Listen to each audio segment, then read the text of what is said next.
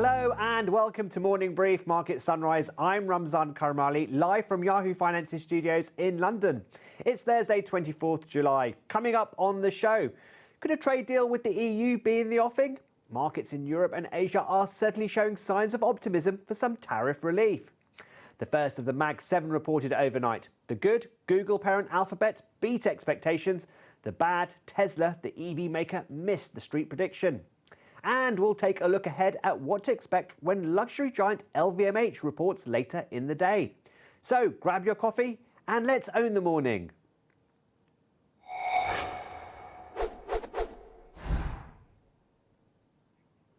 So let's start with a look at the markets across the world. We begin with Asia. The Nikkei in Japan, Hong Kong's Hang Seng and China's Shanghai Composite all closed higher. There seems to be growing optimism that more trade deals will be done after Japan clinched a pact with the US on Wednesday. OK, let's turn to Europe now. And again, pretty much it was a sea of green, but the CAC 40 there has just slipped into the red.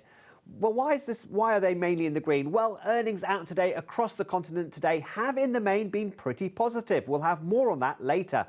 But perhaps the main driver is again to do with trade. According to a report in the Financial Times, the EU and US are closing in on a trade deal that would impose 15% tariffs on European imports. Remember, if a deal is not struck, then a levy of 30% would be imposed. It's believed that both sides would waive tariffs on some products, including aircrafts, spirits and medical devices. Now remember, the US has been charging an extra 10% tariff on EU exports since April, on top of pre-existing duties, which average just below 5%. Now, significantly, cars which currently face a 27.5% levy will now face just a 15% levy. Well, the relationship between the EU and the US, it's fair to say, has been a little fraught since Donald Trump took office. But perhaps this could be a sign of a turnaround in that relationship.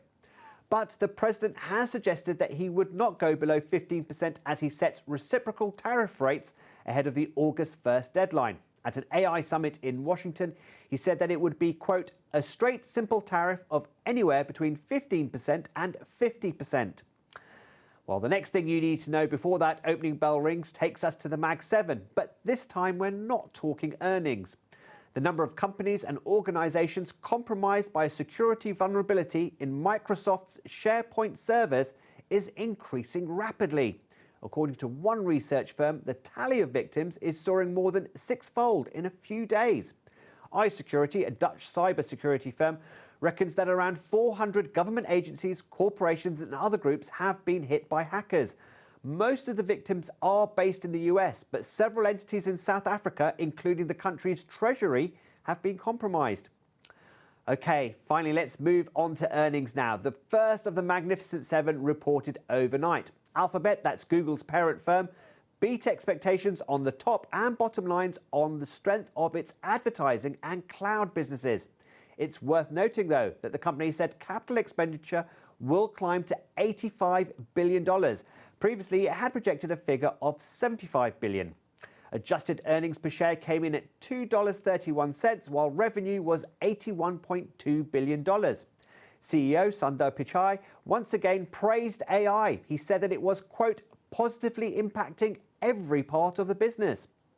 But for the other Mag 7 stock that reported last night, Tesla, the news was not so good. Second quarter profits fell by around a fifth. Adjusted earnings of 40 cents per share fell short of the Bloomberg consensus of 42 cents, and revenue of $22.5 billion fell short of the expected $22.64 billion. Now, the EV maker said it will begin looking at making cheaper cars, and it plans to start production of its Cybercab in 2026. And CEO Elon Musk has warned of a further hit to revenue from Donald Trump's trade war and anti-electric vehicle policies in President Trump's big, beautiful bill.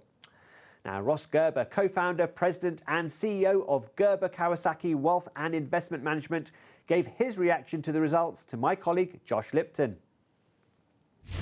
Yeah, I mean, it's garbage. I mean, it's sad and depressing to me that this is a business in decline when it should be, it's in a growing industry, but it has great products and it should be a growing business, and it's not. And now if you take out the regulatory credits, they're cash flow negative. They're basically cash flow break even with the regulatory credits.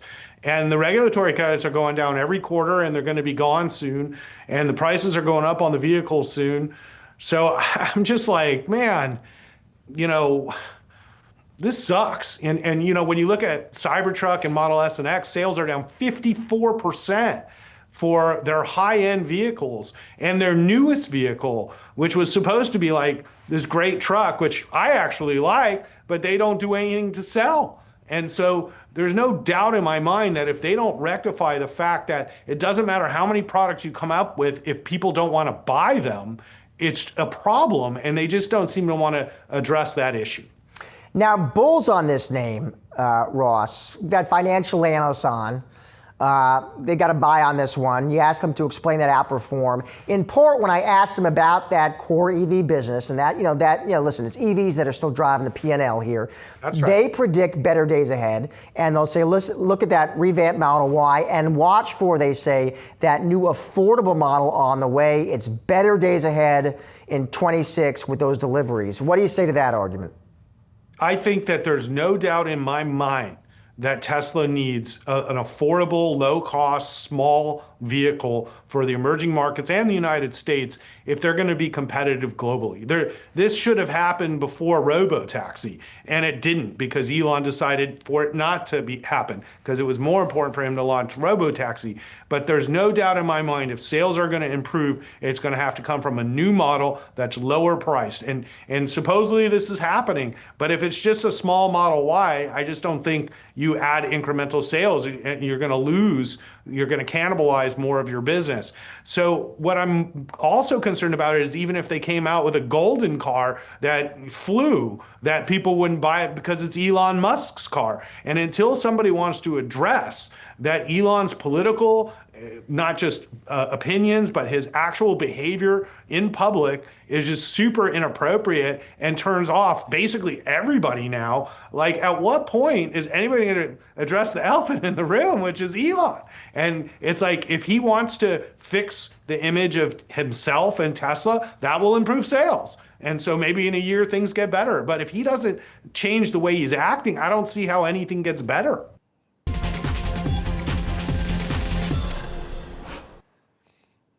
Time for market movers, and again, earnings are in focus. We lift off this segment with a look at American Airlines. Q2 passenger revenue came in at $13.12 billion, just above the $13.11 billion the street was expecting. Meanwhile, adjusted earnings per share came in at 95 cents, quite a bit higher than the expected 79 cents. So American Airlines beat estimates there. But look at the stock, it's down over 4.5% in the pre-market. Now, even though American Airlines shares have fallen over a quarter this year alone, in the past month, they are actually up around 15%. Why? Well, there has been some recent positive sentiment for the whole of the travel and leisure sector. And earlier this month, analysts at Barclays raised their price target for the stock. So while those analysts believe that American Airlines' earning outlook is likely to remain weak amid higher jet fuel prices and continued weak US leisure demand, they believe that if the company cuts its capacity in the fourth quarter, then investors could react positively. It's also worth noting that American Airlines reinstated guidance for the year. Okay, sticking with airlines, and Southwest Airlines has also reported in the last 30 minutes or so. Q2 revenue came in at $7.24 billion. The market expectation was for $7.3 billion. Adjusted earnings per share was 43 cents versus the forecasted 53 cents. Southwest's share price is up around 11% this year, but in the pre-market, shares are down by over 1%. Now, Southwest does have a history when it comes to earnings to surprising on the upside, but not this time. The airline said it now expects economic turmoil to erase as much as $1 billion of its annual pre-tax profit this year. And don't forget, labour and airport costs have remained high in this current quarter as well. Okay, and the final earnings report we'll look to now is Keurig Dr Pepper. The beverage company has just posted second quarter revenue of $4.16 billion. The street had been expecting a figure of $4.14 billion. On an adjusted basis, earnings per share came in at 49 cents, which was bang on expectation. So that's a pretty steady rise for both metrics there. Its share price is up over 5% this year, and in fact, analysts expect the share price to be a lot higher. They're targeting something around $38 to $39 range there. Down a bit in pre-market though. And among 17 analysts covering the stock, 11 suggest a strong buy, 1 a moderate buy, and the rest give it a hold rating. Why? Well, the Massachusetts-based company stands out as a beverage powerhouse in North America. It has a pretty impressive, diverse lineup with over 125 brands across soft drinks, coffee, tea, juice, water, and more. Interestingly, US coffee sales slipped and international sales also fell. Well, later after 9 a.m. Eastern, Keurig Dr. Pepper's CEO Tim Coffer will be on Morning Brief, so stay tuned for that. Okay, it's time for a short break. There's much more coming up on stocks to watch and how you can be ready to trade when that opening bell rings.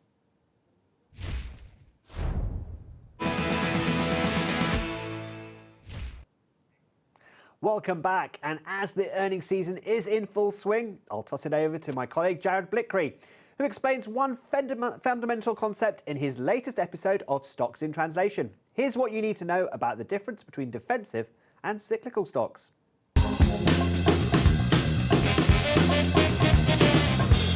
The industrial sector is up over 30% off of those April 8th lows, while healthcare has barely budged. On today's episode of Stocks in Translation, we are taking a look at cyclicals versus defensive sectors. And first, let's define cyclical sectors. It is those sectors or industries whose sales and profits swell in economic expansions and shrink in recessions, making their stocks swing more than the broader market. And a few examples here. We have consumer discretionary. That's the stuff that you want to buy as opposed to the stuff that you have to buy. We have industrials, materials, financials, so think the big banks there, tech, and I'll come back to that in a second, communication services, which is kind of an odd category, and real estate. So let's get back to tech there. Some have argued that tech should be in a class of its own, and also with the push towards recurring revenues, a lot of its profits and sales are a lot more steady than they used to be, but especially at the upper end of the scale where you have the mega caps, a lot of those have become quasi-defensive in nature. So it's kind of, there's some gray area there. And then communication services, well, that houses Alphabet, Meta, Verizon, Netflix, and sometimes some of those telecommunication stocks, those are defensive as well. So let's get into the defensive sector definition. These are industries whose demand stays steady in booms or busts so that earnings and share prices move less with the economy. So they're a little bit more stable there. So instead of consumer discretionary, we have consumer staples. That's the stuff that you need to buy. Healthcare, utilities, and energy. Energy is an interesting one because it's almost counter-cyclical, but it is defensive in nature. It tends to outperform when the Fed is doing certain things in the business cycle beyond the scope of this conversation, but for here, we're going to classify it as defensive. This leads to the next chart, which is really jaw-dropping. This comes from Todd Sohn over at Strategas ETF Research. I call him the ETF whisperer. And this shows you all the defensive sectors combined versus two stocks, NVIDIA plus Microsoft, how much they are taking up in the S&P 500. So let's do the defensive. I'm going to trace these sectors out first. They started at 40% in 1990, and then since the early 2000s, they have just drifted down. They are only at 20% today. Then you take the Microsoft and NVIDIA combo, and NVIDIA only came to market in the late 1990s, and it was kind of steady down here, but really took off in the teens in the area of the FANGs and all that, and we have seen that climb to 15%. So two stocks are now approaching the entire value of all the defensive sectors, and it just shows you how much investors have come to really rely on those cyclical names. Now, I'm going to show you a chart since the April 8th lows. This shows you ETF flows into cyclicals versus defensives. And in white here, we have cyclicals, and then in green, it's defensives. And what I want to show you first, both of these went down. Now, the April 8th low was a low, so stock prices were heading up from there, but ETF buyers across the spectrum did not buy that. And then in terms of the defensive, we saw a little bit of a bounce, but then they resumed their downward trend. And we can see that they have shown or have not gotten really a lot of love since those April 8th lows. Now you contrast that with consumer cyclicals, and they found a bottom into the end of April, and they have now climbed all the way up here, sitting at about $2 billion versus about $4 or $5 billion of outflows for those defensives. So a pretty stark contrast that we're seeing there. Now I want to show you the S&P 500 in white here versus something I call that's called relative strength. It is consumer discretionary divided by consumer staples. So XLY I'm using as a proxy for consumer discretionary, and then XLP is a proxy for consumer staples. You can see the S&P in white there, but I'm going to trace out what happened in this ratio of XLY to XLP, and you can see it got really interesting as of late. Let me just show you the area before the pandemic. We had that ratio consolidating. Meanwhile, the S&P 500 was hitting record highs, but then precipitous drop, and then we saw a huge rebound in cyclicals. And then after the bear market of 2022 right here, we got a rebound to massively new highs in the S&P 500, but the ratio XLY to XLP was only able to get to that prior peak right here. And now I'm going to clear the annotations and show you that even though the S&P 500 has reached record highs recently, XLY to XLP has kind of stayed there below its recent highs. And I think this kind of ties into the argument that we have seen narrow breadth in this S&P 500 rally, which is not a sell sign, but it is a yellow warning flag going forward. So, wrapping it up here, tune into Stocks in Translation podcast for more jargon-busting deep dives, new episodes. You can find them on Tuesdays and Thursdays on Yahoo Finance's website or wherever you find your podcasts. Lots of good insights there from Jared. Well, after a short break, we'll dive into trending tickers and take a look at some shiny luxury stocks.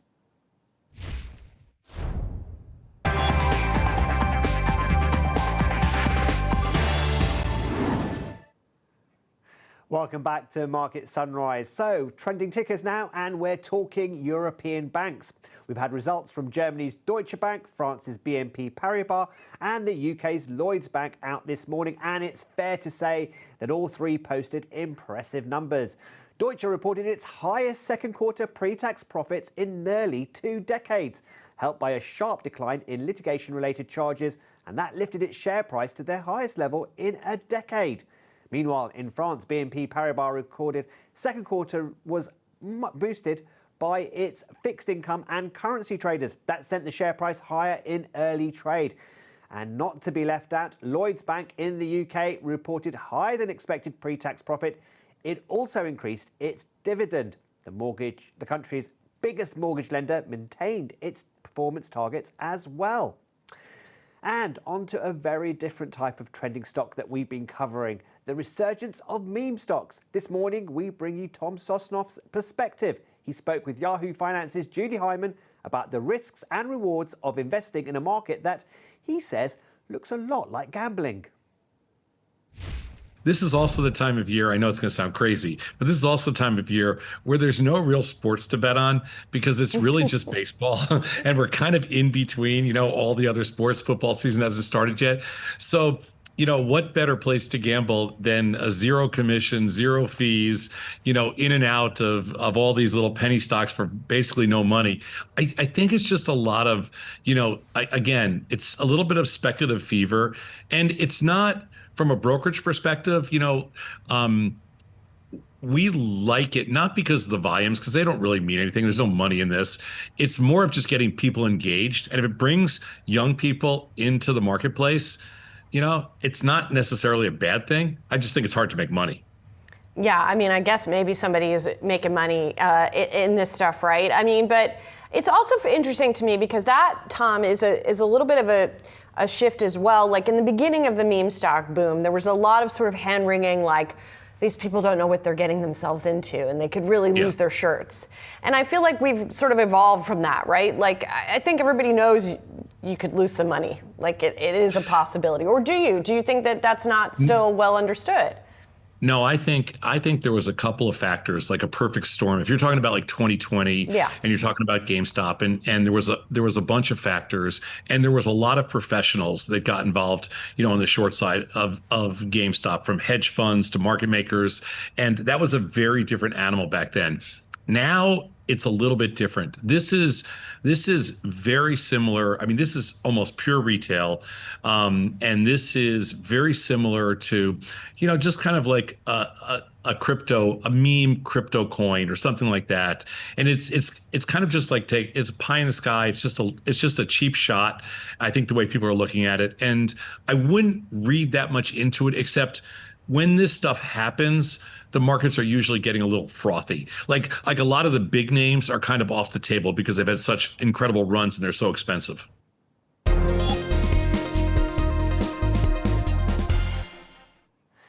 So, is this the right time to buy European luxury stocks, and specifically LVMH?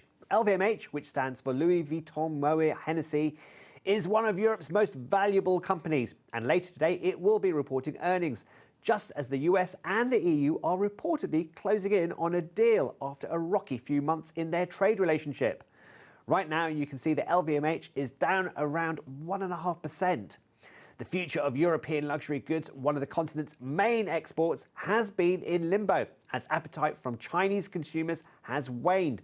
The dollar has weakened and the threat of high tariffs hung heavy on the industry. And look at global leader LVMH. It's down more than 35% from 6 months ago. So this will be a crucial time for the owner of Tiffany's and dozens of other world-famous luxury brands. The big challenge for LVMH is that it's finding itself on the losing side of a widening gap between winners and losers, while its rival Hermès has kept growing sales despite all the current challenges on positive brand perception and a strategy based on rarity. LVMH has struggled to revive sales. Analysts expect sales at LVMH's key fashion and leather goods division to have dropped by 7.8% in the second quarter. In contrast, Hermès, which reports next week, is expected to post a plus 12% in sales. In the past 2 years, while LVMH has lost roughly half of its value, this year we've seen resilience from Hermès and even strong performance from other rivals such as Burberry or Brunello Cucinelli. Now, if you're wondering whether LVMH and other luxury giants might be a cheap buy right now, well, they don't. The industry has an average price earnings ratio of 27. That's almost 85% premium to the broader market. Bottom line, maybe buy luxury, but only if you can afford to lose.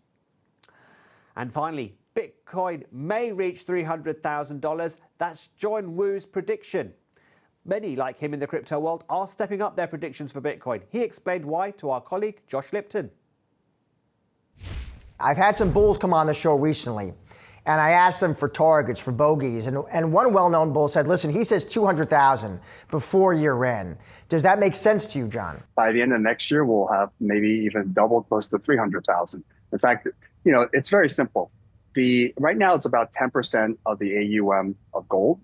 And if you look at the incremental demand versus incremental supply is the block being mined on the Bitcoin.